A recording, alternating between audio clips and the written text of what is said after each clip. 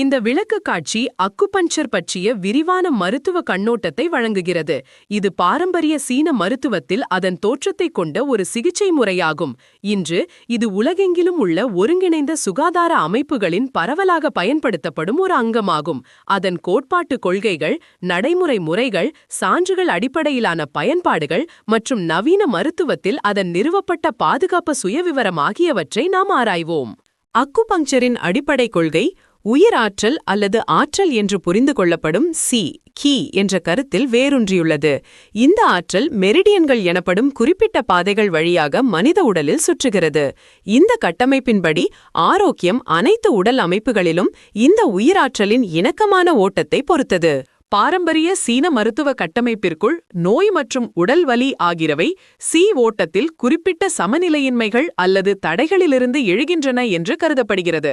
இந்த ஓட்டம் தடை செய்யப்படும் போதோ, தேங்கி நிற்கும் போதோ அல்லது பற்றாக்குறையாக இருக்கும்போதோ உடல் அதன் இயற்கையான சமநிலையை இழக்கிறது. அக்குபங்சர் மூல காரணத்தை நிவர்த்தி செய்ய இந்த குறிப்பிட்ட இடையூறு புள்ளிகளை அடையாளம் காண்பதை நோக்கமாக கொண்டுள்ளது.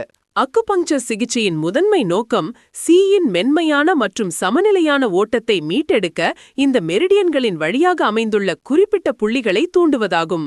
இந்த துல்லியமான உடற்கூறியல் இடங்களை இலக்காக கொண்டு பயிற்சியாளர் உடலின் சொந்த உள்ளார்ந்த குணப்படுத்தும் திறன்களை செயல்படுத்தவும் நோயாளியை நல்வாழ்வுக்கு திரும்பச் செய்யவும் முயல்கிறார். வழக்கமான மருத்துவ நடைமுறையானது துல்லியமான அக்குபாயிண்ட்களில் தோல் மற்றும் அதற்கு கீழுள்ள திசுக்களில் மிகவும் மெல்லிய மலட்டுத்தன்மையுள்ள ஒருமுறை பயன்படுத்தப்படும் ஊசிகளை செருகுவதை உள்ளடக்கியது. ஊசிகள் பற்றிய எண்ணம் பயமுறுத்துவதாக தோன்றினாலும் இந்த அனுபவம் பொதுவாக நோயாளிக்கு வலியற்றது. பயிற்சியாளர்கள் ஒவ்வொரு அமர்விலும் சுகாதாரம் மற்றும் துல்லியத்தின் மிக உயர்ந்த தரத்தை உறுதி செய்கிறார்கள். செருகும்போது நோயாளிகள் டிசி எனப்படும் ஒரு சிறப்பியல்பு உணர்வை வெளிப்படுத்தலாம். இது பெரும்பாலும் லேசான கூச்ச உணர்வு, லேசான உணர்வின்மை அல்லது செருகும் இடத்தில் ஒரு மந்தமான வலி என விவரிக்கப்படுகிறது. இந்த உணர்வு சிகிச்சை உடலின் ஆற்றலுடன் திறம்பட ஈடுபடுவதாகவும் புள்ளி செயலில் இருப்பதாகவும் ஒரு அறிகுறியாக கருதப்படுகிறது. சிகிச்சை விளைவுகளை மேம்படுத்த பயிற்சியாளர்கள் எளிய செருகளை தாண்டி கூடுதல் தூண்டுதல் நுட்பங்களை பயன்படுத்தலாம். இதில் ஊசிகளை கைமுறையாக கையாளுதல், மாக்சிபஸ்டன் எனப்படும் ஒரு செயல்முறை மூலம் இலக்கு வெப்பத்தை பயன்படுத்துதல் அல்லது சிகிச்சையின் தீவிரத்தை அதிகரிக்க எலக்ட்ரோ அக்குபங்சர் எனப்படும் ஒரு சிறப்பு நுட்பத்தில் குறைந்த மின்னழுத்த மின்சாரத்தை பயன்படுத்துதல் ஆகியவை அடங்கும். ஊசிகளுக்கு உணர்திறனுள்ள நோயாளிகளுக்கு தொடர்புடைய ஆக்கிரமிப்பு அல்லாத முறைகளும் மருத்துவ நடைமுறையில் பயன்படுத்தப்படுகின்றன. இவற்றில் அக்கு பிரஷர் அடங்கும். இது அக்குபாயிண்ட்களில் உறுதியான உடல் அழுத்தத்தை பயன்படுத்துகிறது. மற்றும் குறைந்த நிலை லேசர் சிகிச்சை, இது மெரிடியன்களை தூண்ட ஒளி ஆற்றலை பயன்படுத்துகிறது. இரண்டு முறைகளும் பாரம்பரிய சீன மருத்துவத்தின் அதே அடிப்படை கொள்கைகளை பின்பற்றுகின்றன. அக்குபங்சரின் செயல்திறனை மதிப்பிடுவது விஞ்ஞானிகளுக்கு தனித்துவமான ஆராய்ச்சி சவால்களை முன்வைக்கிறது. முக்கியமாக மருத்துவ பரிசோதனைகளுக்கு உண்மையான செயலற்ற மருந்துபோலி கட்டுப்பாட்டை உருவாக்குவது தொடர்பானவை.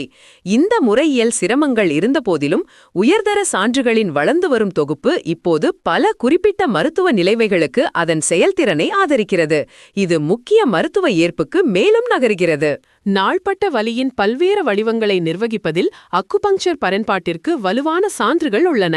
இதில் குறைந்த முதுகுவலி, முழங்கால் கீழ்வாதம் மற்றும் ஒற்ற தலைவலி மற்றும் பதற்ற வகை தலைவலி ஆகியவற்றால் பாதிக்கப்பட்ட நோயாளிகளுக்கு குறிப்பிடத்தக்க நிவாரணம் அடங்கும். இந்த தொடர்ச்சியான மற்றும் பெரும்பாலும் பலவீனப்படுத்தும் வலி நிலைகளுக்கு மருந்தல்லாத முதல்நிலை சிகிச்சையாக இது பெரும்பாலும் பரிந்துரைக்கப்படுகிறது. வலி மேலாண்மைக்கு அப்பால் அறுவை சிகிச்சைக்கு பின் ஏற்படும் குமட்டல் மற்றும் வாந்தியை நிர்வகிப்பதற்கும் புற்றுநோய் தொடர்பான சோர்வுக்கும் அக்குபங்சர் மிகவும் பயனுள்ளதாக இருக்கும். இது சில மாதவிடாய் அறிகுறிகளை போக்கவும் பயன்படுத்தப்படுகிறது.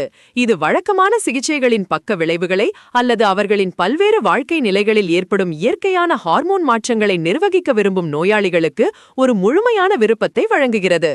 மேலும் பெண்களின் கருவுறுதல் சிகிச்சைகளில் முடிவுகளை மேம்படுத்த அக்குபங்சர் ஒரு துணை சிகிச்சையாக அடிக்கடி பயன்படுத்தப்படுகிறது. ஆண்களில் நாள்பட்ட புரோஸ்டேட்டஸ் அறிகுறிகளை நிர்வகிக்க இது பயன்படுத்தப்படுகிறது. இந்த சிறப்பு பயன்பாடுகள் ஒட்டுமொத்த மருத்துவ நோயாளி முடிவுகளை மேம்படுத்த நிலையான மருத்துவ நெறிமுறைகளுடன் ஆதரவு சிகிச்சையாக அக்குபங்சரின் பல்துறை திறனை காட்டுகின்றன. பாதுகாப்பை பொறுத்தவரை தகுதி வாய்ந்த பயிற்சி பெற்ற பயிற்சியாளர் மலட்டு நுட்பங்களை பயன்படுத்தி செய்யும்போது அக்குபங்சர் ஒரு குறைந்த ஆபத்துள்ள செயல்முறையாக கருதப்படுகிறது. உலக சுகாதார அமைப்பு நோயாளி பாதுகாப்பை உறுதி செய்வதற்காக பாதுகாப்பான நடைமுறைக்கான தெளிவான அளவுகோல்களை நிறுவியுள்ளது. இந்த தொழில்முறை தரங்களுக்கு இணங்குவது சிகிச்சை முறையின் உயர் பாதுகாப்பு சுயவிவரத்தை பராமரிக்க முக்கியமானது. சாத்தியமான பாதகமான விளைவுகள் பொதுவாக லேசான மற்றும் அரிதானவை என்றாலும் தற்காலிக தலைவலி, தலைச்சுற்றல் அல்லது உள்ளூர் திசு காயம் போன்ற முறையான எதிர்வினைகளை உள்ளடக்கியிருக்கலாம். நெறிமுறைகள் பின்பற்றப்படும்போது கடுமையான சிக்கல்கள் மிக அரிதானவை. பல மருந்து தலையீடுகளுடன் ஒப்பிடும்போது ஒட்டுமொத்த பாதுகாப்பு சுயவிவரம் மிகவும் சாதகமாக உள்ளது. இது பரந்த அளவிலான நோயாளிகளுக்கு ஒரு சாத்தியமான விருப்பமாக அமைகிறது. சுருக்கமாக, அக்குபங்சர் ஒரு தனித்துவமான கோட்பாட்டு அடிப்படையை கொண்ட ஒரு சிக்கலான சிகிச்சை தலையீடு ஆகும். இது குறிப்பிடத்தக்க மருத்துவ பயன்பாட்டை வழங்குகிறது, குறிப்பாக வலி மேலாண்மையில். தொழில்முறை தரங்களின்படி நிர்வகிக்கப்படும்போது இது நோயாளி பராமரிப்புக்கான ஒருங்கிணைந்த அணுகுமுறையின் ஒரு மதிப்புமிக்க மற்றும் பாதுகாப்பான அங்கமாகும். இது பாரம்பரிய ஞானத்தை நவீன மருத்துவ சான்றுகளுடன் இணைக்கிறது.